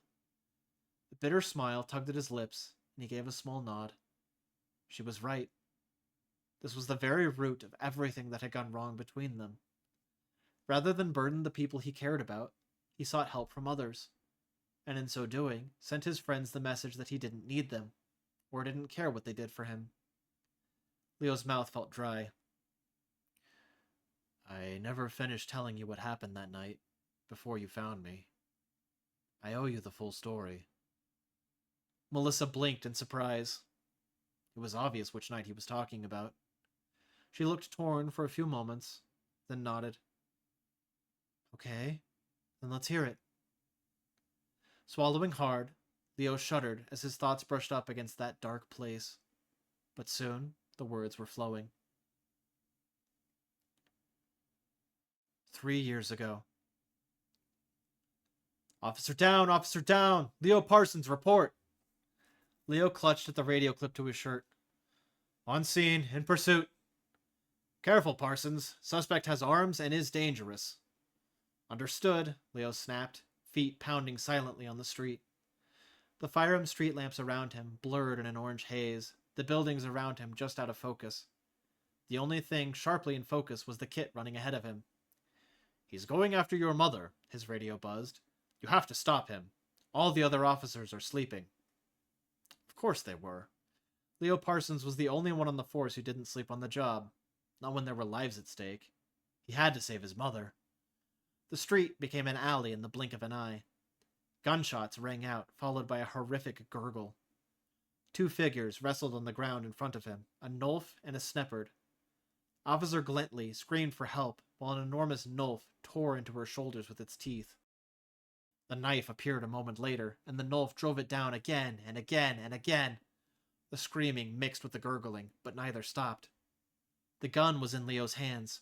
He knew if he didn't pull the trigger, the Nulf would kill him next. If he died, his mom would surely die. He fired over and over, bullets punching through russet fur and spouting rivulets of red in their wake. The Nulf turned, blood dripping from his knife, his fangs, his eyes. I just killed your mother, he taunted. Leo checked the fresh Sneppard corpse on the ground, horror and rage setting in as he realized the monster was right. Bullet after bullet flew into the creature. Leo needed to hit it in the head. He wanted to hit it in the head, but no matter how carefully he aimed, the bullets deflected into arms and legs and torso. If you don't hit me in the head, I'll kill her again. Leo had 1 bullet left. He hadn't counted, but somehow he knew. Pleading with anyone that might be listening, he fired his final shot. It flew true, striking the monster between sky-blue eyes. Well, that hurt, the monster said, reaching up to prod at the hole with silver-tipped fingers. I hope so. You killed my mother.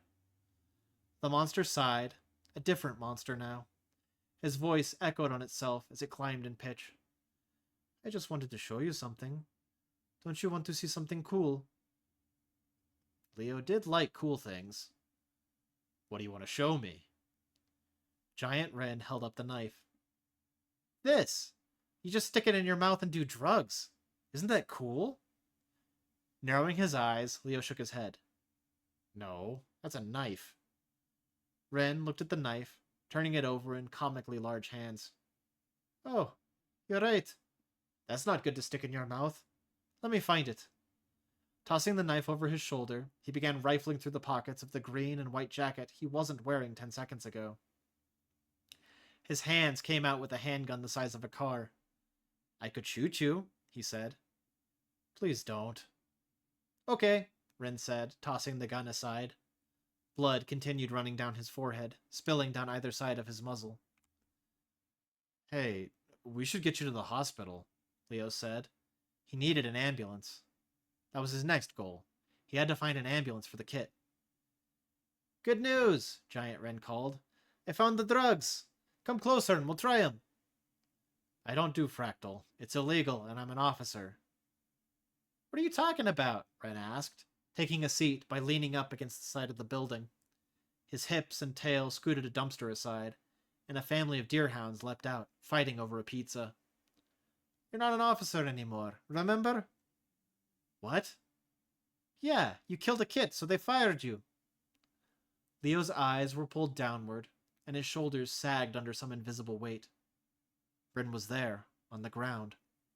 Not big, not monstrous, just Rin in his white, green, and red speckled jacket. He held up a small metal cylinder.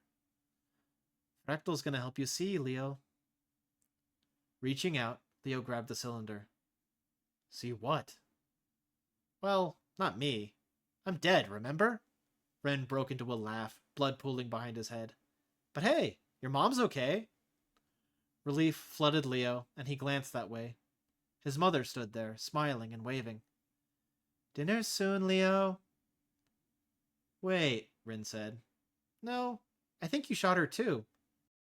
In an eye blink, his mother was dead on the ground once more. Ren stood beside him, looking down. I'm really sorry for you, sir. She seemed nice, but hey, Fractal's gonna help you see. Red ran freely through the fur around his glowing blue eyes. You do still have it, right? Of course I do. It's right here. Leo lifted his hand, only to realize that one of his fingers had been replaced with the cylinder. Oh, perfect. Just put it between your teeth and chew. Leo stared at it. It was dripping in blood. He shouldn't put that in his teeth.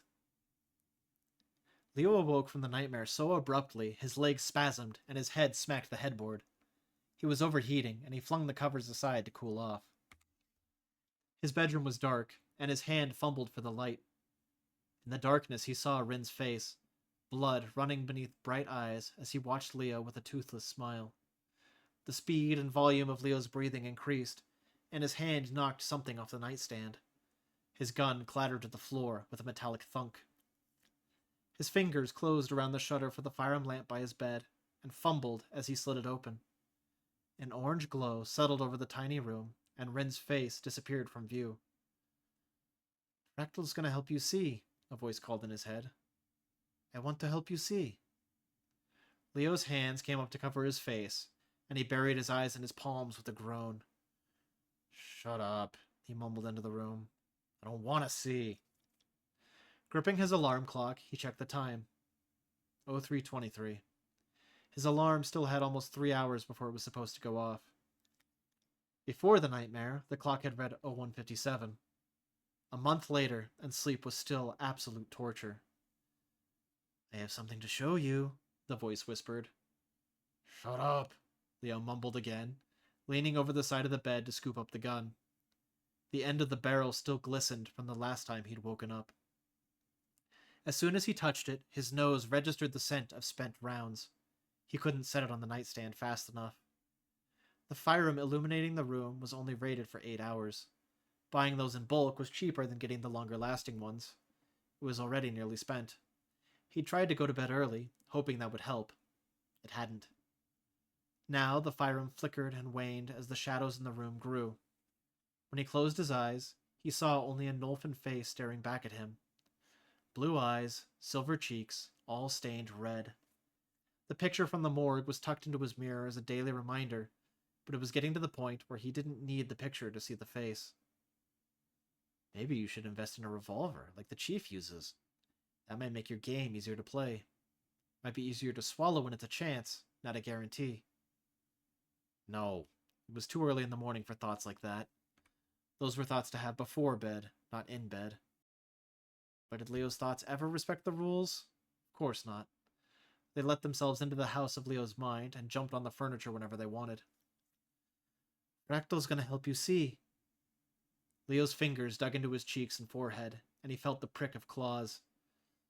Ugh, just shut up already. Fractal doesn't help anybody. He knew this. He'd witnessed it.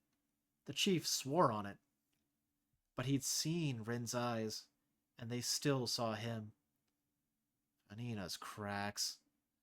Leo staggered out of bed, tripping on the shoes he'd discarded in the walkway before he'd collapsed into bed.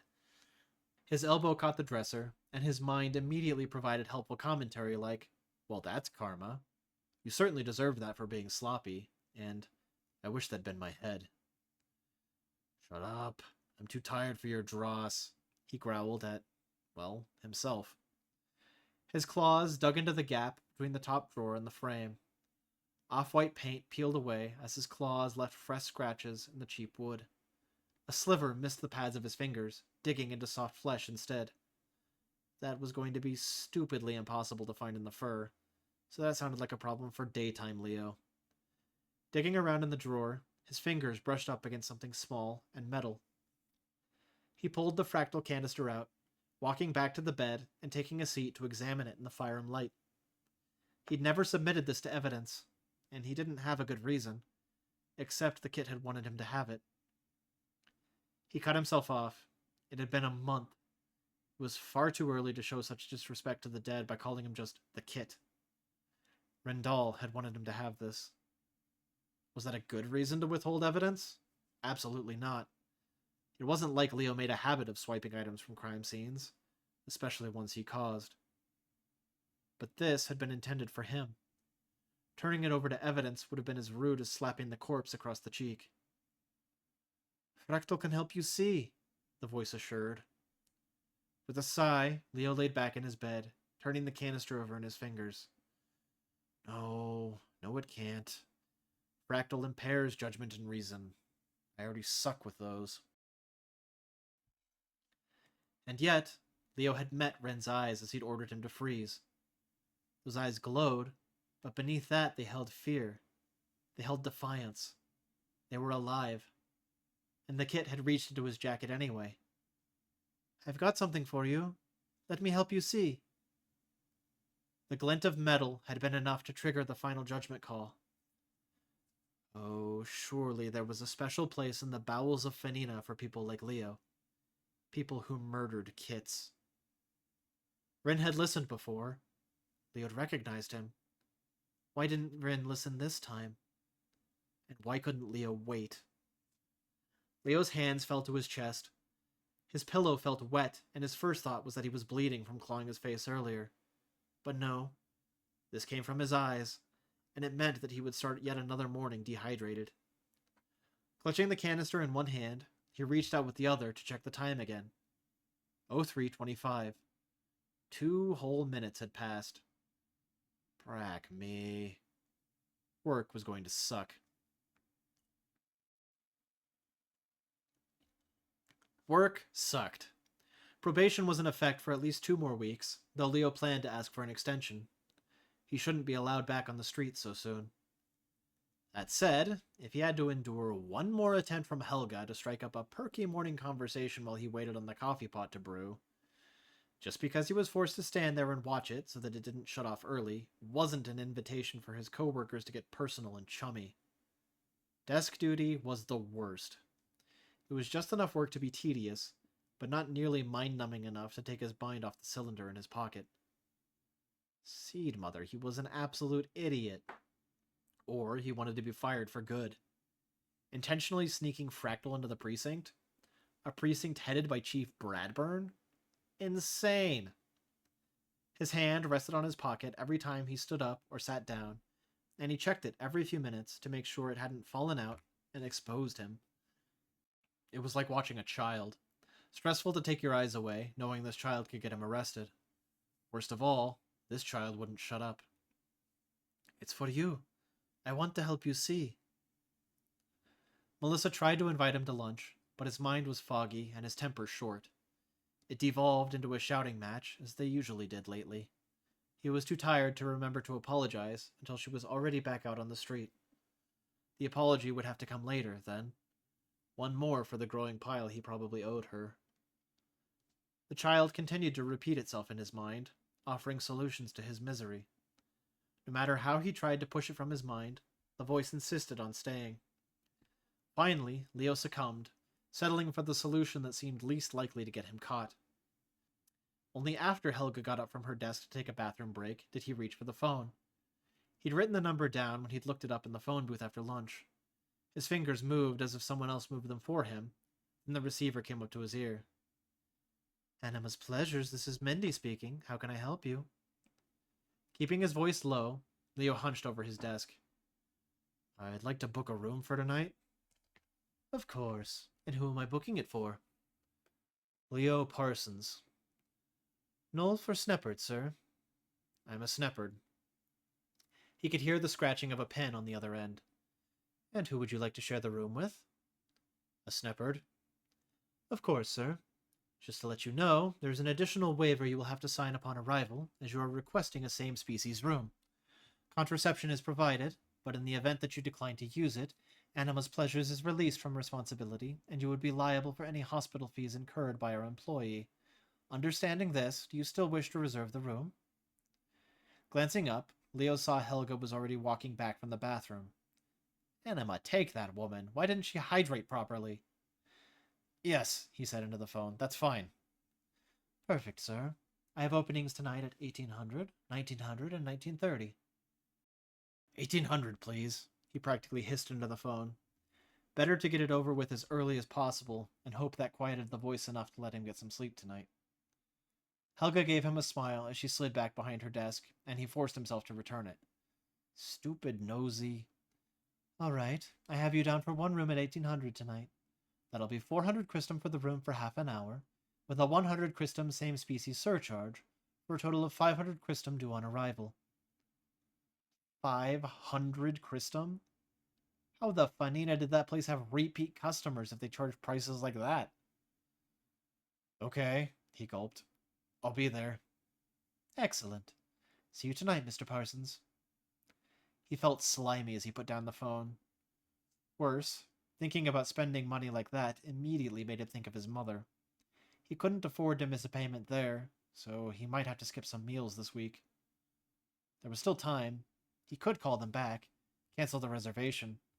But in front of Helga? Glancing her way, he saw her watching him with annoying levels of curiosity. She took his gaze as an invitation and cheerfully asked, Big plans with Melissa tonight? He forced a smile to his face, but it was stiff and twitchy and likely unconvincing. Yeah. The bouncer actually escorted him to the front counter, probably because he had his police uniform bundled up in his arms. Leo's ears were pressed nearly flat at the overwhelming noise of this place. Yeah, music was happening, but it was hard to pick out changing notes when you were fully submerged by sound. The lady leaned over the counter, a name tag labeled Mindy pinned to the lapel of a shirt that was only held closed by a single button below the breasts. Would you like to pick your girl, or do you want to be surprised? Leo's eyes looked for anywhere safe in here to rest. Surprise me. She grinned, fur-going shades of anima blue and purple in the neon lighting around them. Going over to a rack on the wall, she selected a key and handed it to Leo. He'll be in room 124.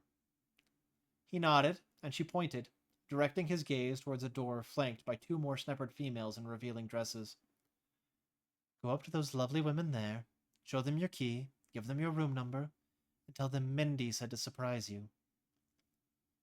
Nodding again, Leo mumbled a quick thank you and walked away. To his relief, the bouncer stayed at the front counter, watching him go with a smirk. Well, hello, handsome, one of the scantily clad women purred as he approached the door. Holding the key straight out in front of him like he was trying to repel the undead, he blurted, I have a reservation for room 124. Mindy's surprise. He'd meant to be more eloquent than that, but one of the women was looking him over with a lustful grin, like she could see straight through his clothes. It was hard to form words when her eyes were feeling him up. The first woman grabbed a list, writing something down before circling something else. And giving him a smile, she opened the door for him. With a wink, she said, Enjoy your evening. Leo rushed into the hall, keeping his posterior facing away from them both. The second woman's gaze was practically tugging on his tail. He brought his uniform down to cover his front, despite being fully clothed, and the creepy woman still licked her lips. Only when the door shut was he able to turn away and walk like a normal person. Uncomfortable noises came from the rooms he passed. Apparently, 400 to 500 Christum per customer wasn't enough to cover soundproofing in here. The key opened the door to room 124 with a loud click, and he shut it behind him. The room inside was dim, lit in shades of purple and pink from neon lights that ran around the corners where wall met ceiling. A large bed sat front and center in the room, as well made as any hotel bed. A small table held a few towels and robes that looked soft, but Leo didn't trust any amount of cleaning to be enough to convince him to try one on. A bowl of condoms sat beside them, reminding Leo what he technically paid for. Everything in here looked clean, but the smell told a different story. His eyes drifted to a mirror beside the table, and he saw himself, uniform clutched tightly in both arms like he was a kit with a security blanket. His nervousness was plainly written in his eyes. With a groan, he addressed himself. Yo, what in the fanina are you doing? It wasn't too late. He could leave. He just had to walk out that door. Head back out into the rain. He just had to take the first step.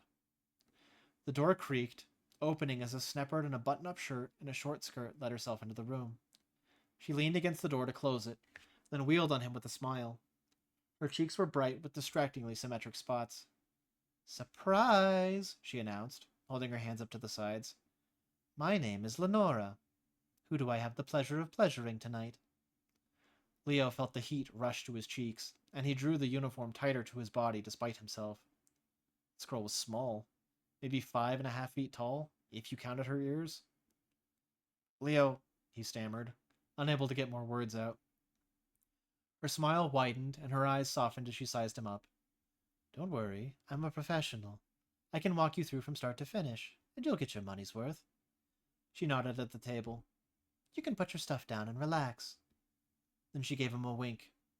I don't bite, unless you want me to. Leo stared down at the table, knowing the request he needed to make. Embarrassment kept his tongue glued to the roof of his mouth. He tried, but it caught in his throat. I have a request. Most do. What did you have in mind? It's odd, he warned. Having gotten that much out in the open, he was able to look up at her. Then he discovered how much she'd gotten out in the open. Her shirt had slid down her shoulders to her elbows as she worked at the last of the bottom buttons. It was the only layer she'd worn on her torso. Leo immediately tore his gaze away. Her laugh filled the tiny room. Don't feel like I'm rushing you. We've got plenty of time, and I'm here to make sure we both have a good time. Words were fleeing Leo's brain as everything short-circuited.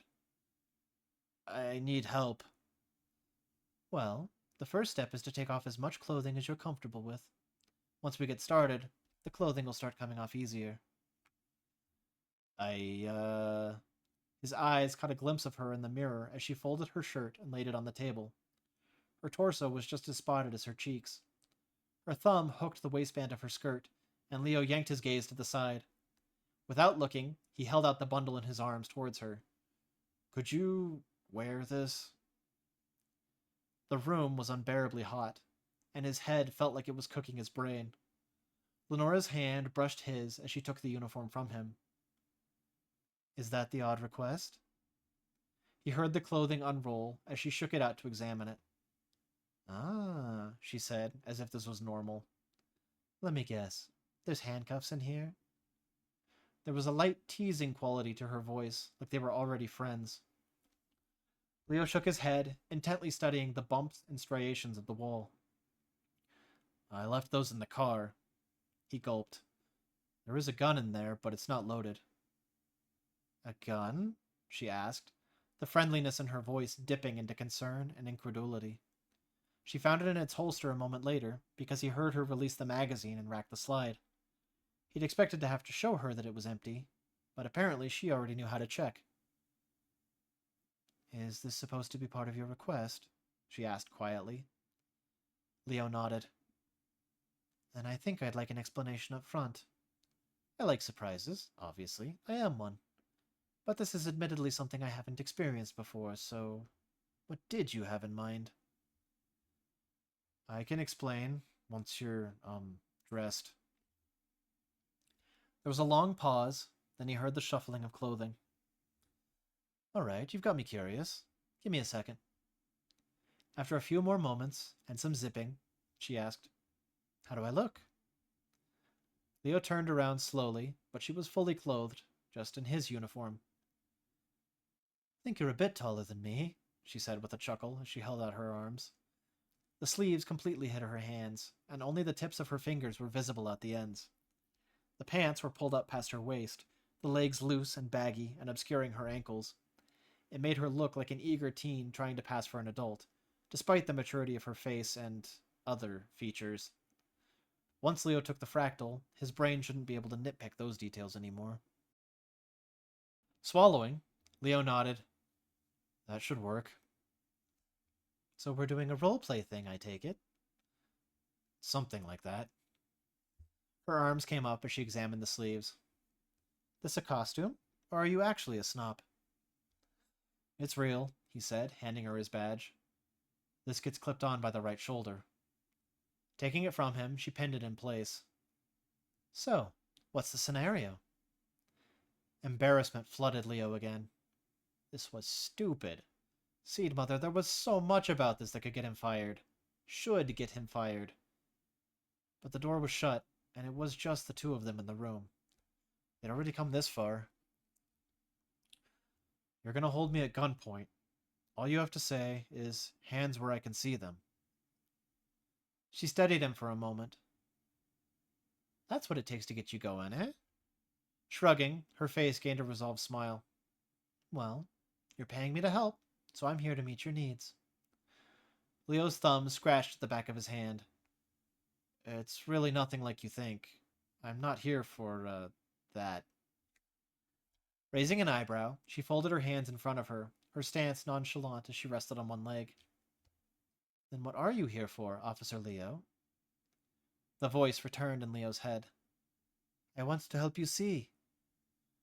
Leo fished in his pocket for a little metal canister the size of his finger. Different shades of purple and pink reflected off the silvery surface as he held it up. I needed a safe place to try this. Ah. Understanding came to her eyes then. You, trust your source for that? We've got our own source here, and have mixtures that are guaranteed to be safe. Leo shook his head. I need to try this one, in particular. With a shrug, she said, Suit yourself. Though if that's what we're doing, I'm gonna want some too. If that's what it takes. Flashing him a smile, she said, I'll be right back, and hurried out of the room. As the minutes rolled on, Leo's nerves frayed themselves. He'd just given his uniform, his badge, and his gun to a prostitute, and let her leave the room with all three. What the fanina was he thinking? Was he even thinking? His head pounded as something hit the wall the next room over. A series of squeaking sounds was quickly drowned out by noises that made him pin his ears beneath his palms. Seed Mother, he'd willingly come here. He'd paid 500 Christum to be here. Regretting this decision in the morning, he was regretting it now. The door opened, and Lenora entered the room again. Sorry for taking so long. There was a bit of a line. He nodded, mumbling a half-hearted line that she was fine. Gesturing to the bed, Lenora took a seat on the edge and patted the space beside her. Sitting on the bed, it was surprisingly lumpy compared to how it looked.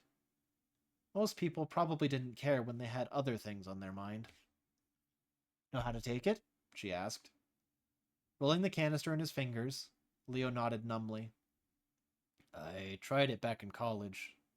It didn't go well. Well, I have safe ones right here if you want to start with those. She unrolled a small bundle in her lap, revealing 4 similar finger-sized canisters. Though I'm not sure what mixing them with yours might do. I have something for you. Leo shook his head. No, I need to take this one. Lenora shrugged, selecting her own canister. Whatever you need, sweetheart. It was time. He'd known from the moment he'd saved the canister that he would end up using it. It was the only possible outcome. It's what the dead wanted from him, so Ren wouldn't let him know peace until it was done. I want to help you see. Putting the tip between his teeth, Leo bit down and inhaled. The headache spiked immediately. The purples and pinks of the room sharpened, his eye picking up diversity of shades between them. He heard quiet mumbling and turned to Lenora, but her mouth was occupied with taking her own dose of fractal. No, these voices were from the next room over. He breathed in, he breathed out. His senses adjusted and settled. His mind went back to college, to feeling dizzy and lightheaded and throwing up all over Tolson's closet, to that gradual loss of mental faculty and awareness that had preceded him passing out in his own vomit. It had to be coming soon. Okay, he said, trying to get the words out while he could still form them coherently. Like I said, I need you to pretend to hold me at gunpoint. Give me the order to show you my hands. Finishing inhaling her canister, Lenora let out a slow, contented breath. Her eyes glowed as she turned to look at him. When do I give the order about taking one of us into, custody? Leo shook his head, standing from the bed and facing her. Please. She stared at him before giving a soft snort. Yes, sir. But do I get to learn why afterwards? With everything you signed, I can't force you, but this is a little weird, Leo. Afterwards, he would be incoherent. Any moment, the fractal would really kick in, and he'd be turned into a slobbering mess. That's what fractal did. In a few moments, everything he'd ever learned from the chief would be proven right, and he wouldn't have to explain a thing. So he nodded. All right, she said, slowly pushing herself to her feet. Officer Lenora, reporting for duty. Reaching into the holster, she drew the gun, checking it one more time to ensure it was still empty. Then she leveled it at him with a reasonable shooting stance. Her thumbs were positioned commendably. Leo's hand fished into his shirt. Hands where I can see 'em, Lenora barked without hesitation. Leo nodded. Yes, just like that. Give it 30 seconds or so, and then do it again. Yes, he felt a bit buzzed. His headache pounded like his brain wanted to mine for crystal. Despite the pain, he had never before appreciated how many unique shades of color you could produce by overlapping pink and purple. His thoughts had been slower all day, his head in a fog from weeks of sleeping in fits. For the first time in over a month, his head was starting to clear. Fractal shouldn't do that. Fractal was a depressant. It dulled senses. It suppressed cognizance. 30 seconds passed, and Lenora yelled out again, Hands where I can see 'em!